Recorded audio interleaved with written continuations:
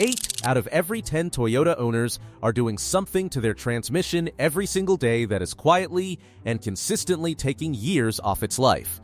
Not once a week. Not occasionally. Every single day, often multiple times per day, in a way that feels so normal and so harmless that if I told you what it was right now, you would not believe it could actually cause serious damage.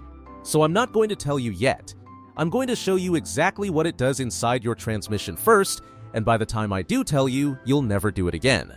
What I can tell you right now is that this mistake is responsible for more premature Toyota transmission failures than degraded fluid, more than overheating, more than towing abuse.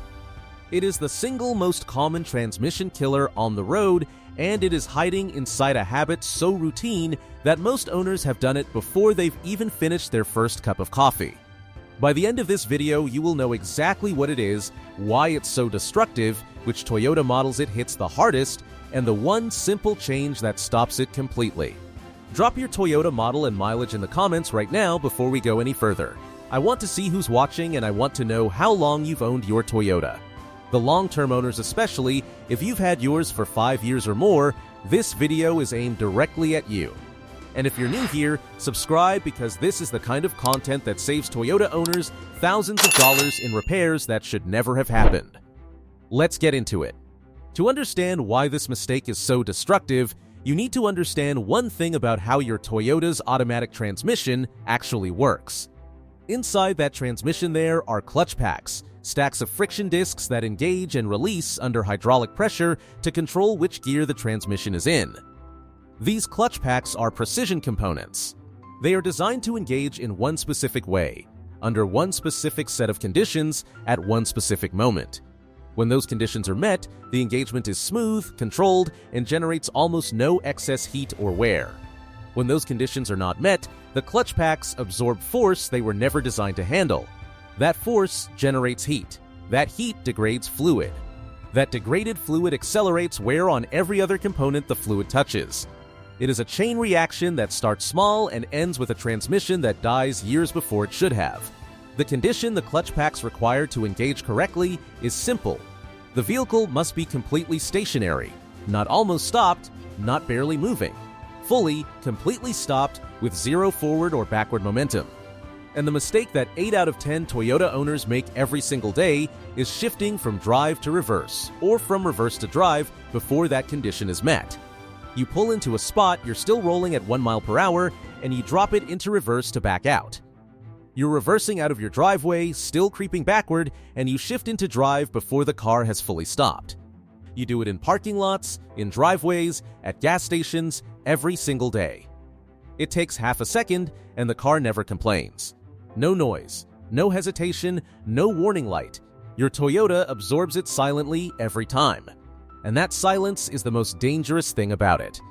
Because what you're not hearing is the clutch packs slamming together against momentum they weren't designed to fight. What you're not feeling is the hydraulic pressure spike that happens inside the transmission every time you force it to change direction while the vehicle is still moving.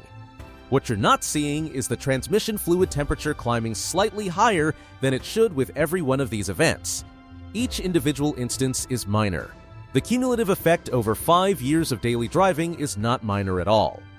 Here is the math that makes this real. The average Toyota owner makes 2 directional gear changes per trip, one when leaving home, one when arriving at the destination. If they're doing shift shock both times, that's 2 events per trip. At 2 trips per day, that's 4 events daily. Over 5 years of ownership, that is over 7,000 individual instances of forced directional shifting under momentum. 7,000 times the clutch packs absorbed force they weren't designed to absorb. 7,000 heat spikes in the transmission fluid. 7,000 micro-stress events on the friction material. That is not bad luck. That is a very predictable outcome from a very consistent input. Now let's talk about which Toyotas feel this the most, because the damage does not fall evenly across all models. The Toyota RAV4, specifically the 2019 through 2024 models, is the most vulnerable to this mistake of any Toyota currently on the road. The reason is the direct shift 8-speed automatic transmission, which was designed for efficiency and smoothness in forward driving. Its torque converter lockup strategy is aggressive, meaning it locks up earlier and stays locked up longer than older Toyota transmissions to maximize fuel economy. That is brilliant engineering for highway driving. It is a liability when you're forcing directional changes under momentum, because the lock torque converter has to absorb the shock directly instead of slipping through it. RAV4 owners doing this daily are stressing a lock torque converter thousands of times a year, and most of them have no idea that transmission is even built differently than the one in their previous car. The Camry with the 8-speed is nearly as vulnerable for the same reason. The 8-speed's efficiency comes from tight, precise clutch engagement timing. Shift shock disrupts that timing and over time causes the transmission control module to compensate by adjusting shift pressure, which means the car is literally reprogramming itself around your bad habit, and the reprogramming has limits.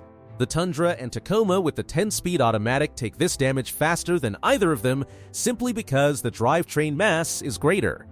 More vehicle weight in motion when you shift means more force transferred to the clutch packs on every single event.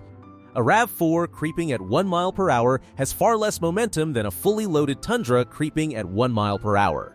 The physics are not forgiving. Alright, pause here for a second. If you just recognized yourself in any of that, you're in very good company, because this is the most common transmission mistake on the road. Hit that like button right now, it takes 1 second, and it helps this reach other Toyota owners before they find out about this the hard way. Now let's talk about exactly how to stop it and what to do if you've been doing this for years. The fix is so simple it almost feels anticlimactic. Come to a complete stop before every single gear change between drive and reverse. That is the entire solution. 1 full stop. Every time. Without exception. The extra second it takes is the cheapest transmission insurance that exists. There is no fluid additive, no service, no upgrade that does more for your transmission's longevity than this one habit change. It is free, it is immediate, and it works from the very first time you do it. But if you have been doing this for years and you're now wondering how much damage has already been done, there are 2 things you should do right now. The first is a transmission fluid service if you haven't had one in the last 30 to 40,000 miles. Years of shift shock accelerates fluid degradation, and fresh fluid won't undo mechanical wear, but it will restore proper hydraulic pressure, reduce operating temperature, and give whatever life remains in your clutch packs the best possible environment to keep doing their job. Cost is $150 to $250 at an independent shop, and it is worth every dollar. The second thing is to pay close attention to your shifts for the next few weeks after you make this habit change. In many cases, owners who stop doing shift shock after years of doing it will notice their transmission actually starts shifting more smoothly within a few hundred miles as fluid quality improves and the transmission control module recalibrates its shift strategy. That smoothing out is a good sign. If instead you notice the shifts getting rougher, harder, or more hesitant after making the change, that is a signal that the cumulative damage has progressed to a point where a diagnostic scan is warranted. Get it scanned before it becomes something worse. There is also one thing worth saying to the owners who are reading this and thinking their Toyota already has too many miles for this to matter. It always matters. A transmission at 180,000 miles that stops being subjected to shift shock every day will last longer than one that keeps getting it. The damage is cumulative in both directions. Every day you continue, the habit adds to it, and every day you stop gives the transmission a chance to stabilize. It is never too late to stop making the mistake. Toyota builds transmissions that are genuinely capable of lasting 300,000, 400,000 miles and beyond. The engineering is there. The materials are there. The tolerances and the technology are all pointed toward longevity. But that engineering has one blind spot, and it is this. It cannot protect the transmission from the driver. No amount of Japanese precision engineering compensates for thousands of forced directional shifts under momentum over years of daily driving. The car is only as reliable as the habits of the person behind the wheel. Come to a full stop before you shift. Every time. Starting today. That one change, practiced consistently, is worth more to your Toyota's transmission than anything you could buy, pour in, or bolt on. Drop your mileage in the comments and be honest. How many times a day do you think you've been doing this? I want to see the real numbers from real Toyota owners. And if someone in your life drives a Toyota and you know they do this every single day, send this to them right now. You might just save them $7,000. See you in the next one.